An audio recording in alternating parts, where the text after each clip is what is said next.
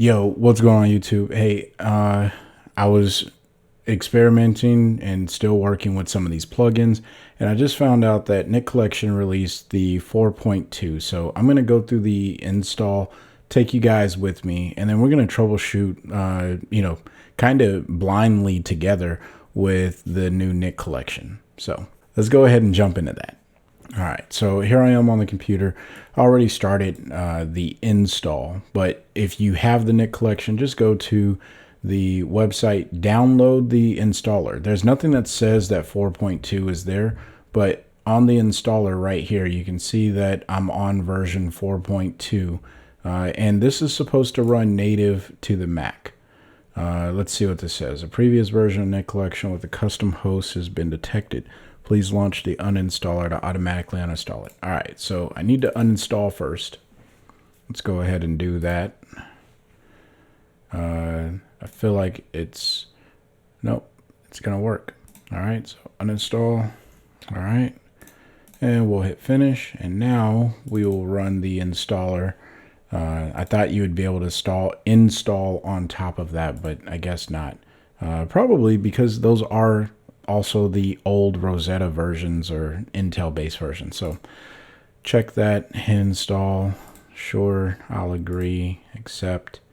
Yeah, I want the application. Now, if you've watched my video on installing this plugin package, then you're probably familiar with this, but yes, I want this to make a folder in applications and then Nik Collection. So I'll hit next there.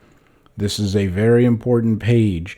Do not hit install without clicking the plus icon and then navigating to where you want your plugins to be saved. Now, if you remember correctly, I have mine on Macintosh HD, library, and then application support, Adobe, and then I have a folder that says plugins. I did get a question on this, and I just want to clarify at every opportunity that I can. You can literally save your plugins wherever you want on here, but because I already have some plugins saved in this particular folder, I don't want to I don't want to make mine different, right? So because I have Luminar in here. Now, yes, I can absolutely move it, but I'm just not going to do that. So just food for thought, FYI. So we'll go ahead and hit open because this is the folder that I want to save it in. And I'm going to hit install and let that run. Oh, put in my password. We'll let this run through its paces to get the install the way that it needs to be. But yeah, let me see here if I can pull up my... So here's the DxO website. You log in under your particular account and you'll see Nik Collection 4. There's nothing that says 4.2. And the way that I found this was actually through just reading some news updates for the blog. As you know, I'm preparing for the podcast, and I came across that and said, hey, you know what? I should probably make a video about that. And I don't recall seeing anything on the website. Yeah, so you're not going to know that 4.2 is out unless, of course, you're just, on the website looking for it. But I thought that was interesting. So I will fast forward to the end of the installation. Okay, so here we are with a finished product of the Nik Collection. It is now installed, so I'm going to hit finish. And before I do anything, I'm going to just pull this over here. Before I do anything, I'm going to go to my applications folder.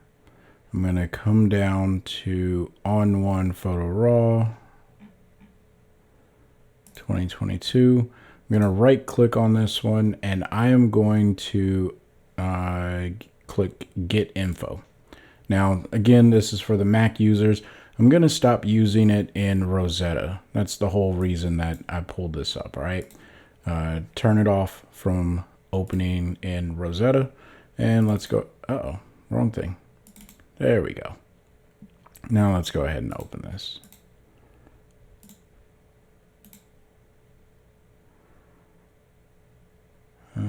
Yeah, I didn't think I had any plugins in there. I was just curious to see if there was any plugins from Photo Raw 2022. I didn't buy that package, so makes sense for there not to be any. Let's go ahead and close that out.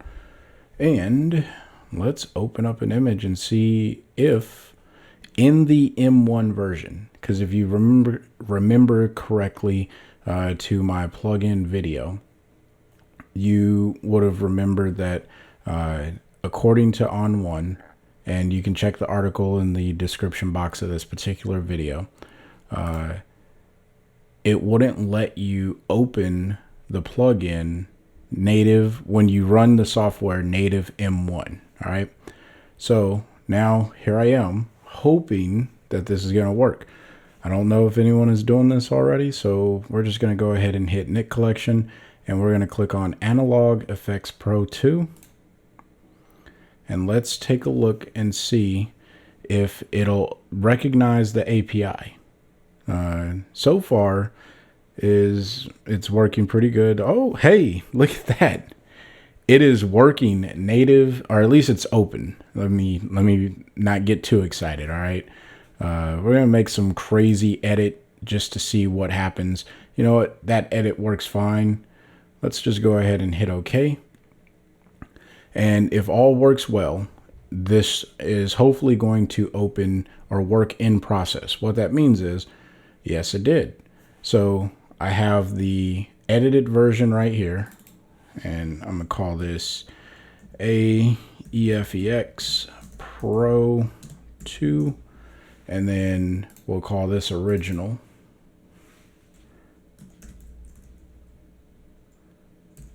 We'll just go like that. Doesn't matter. All right. The goal here is now, so that did work in process, native M1. Let's go and try a different one. Silver FX Pro 3. Is it going to work? Looks like it's maybe working. I don't know. I don't like the idea of it saying that it has to save a backup, but this is better than what I was getting previously. So let's take a look. We'll let this load up and then I'll jump back. Okay. So it's opening, which is good.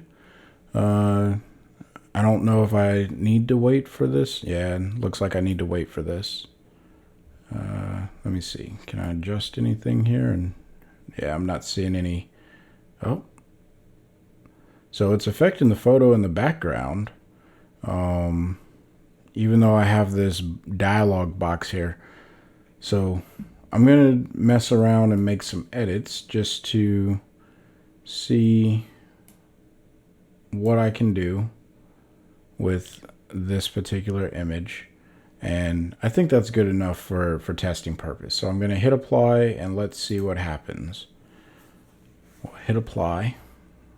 It looks like it's processing, and you know, oh, okay.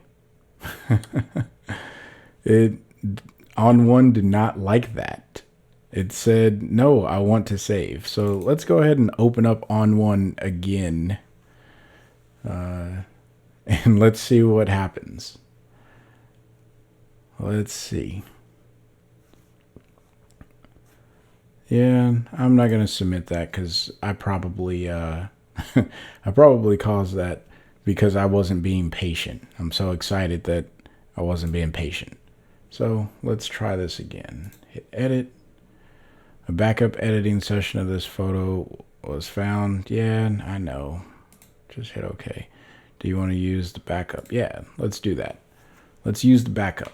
And hopefully this time when I open up ON1, okay, hey, so at least we didn't lose any data. So the backup looks like it saved our edit version. Yeah, okay. So let's hit layer, filter, Nik Collection, and let's go to silver effects again and see what happens here. So this time I'm not getting the saving a backup. So maybe I'm not going to overload the system, and we're starting to see the production of some plug-in functionality work, you know.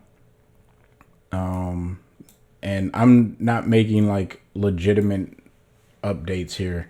I'm really just testing out to see if I can get this to work the way that I'm hoping it's going to work. And it looks like, okay, so it's getting there. All right. Let's see if those items applied. Let's see. I'm hoping that they did, considering the last backup, it was working, but doesn't look like. Whenever you click apply, yeah, work off of the backup. Looks like whenever you click apply, okay. Give that a second to think about what it wants to do. Usually when that happens, yeah, it's still thinking. So,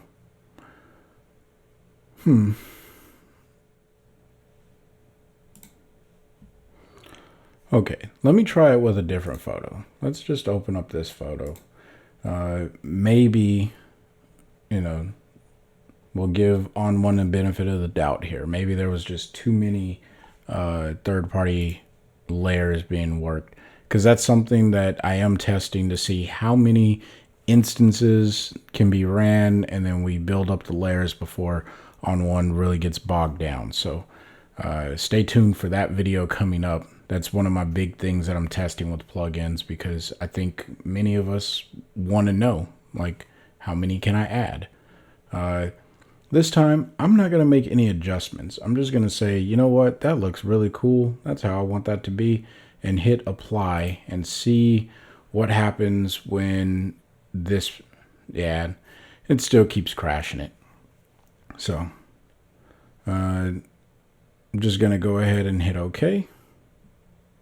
And we'll see. So there you have it. Not that I showed you too much of anything other than the fact that there is a new version of the Nik Collection that's out.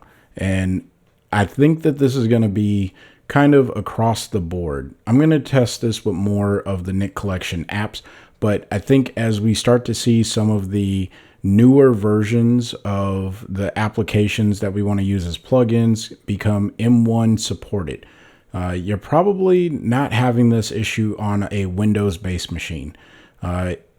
If you are, or if you're not, let me know what your experience is in the comment section below. If you're using the Nik Collection on a Windows-based machine with the new version 4.2, is it working for you? And if it is, then great. If it's not, then okay. We'll just keep on moving. But moral of the story, this is a step in the right direction, and I think that ON1 is probably going to have to go back and look at what is causing this particular fatal error inside of the software that makes it close, right?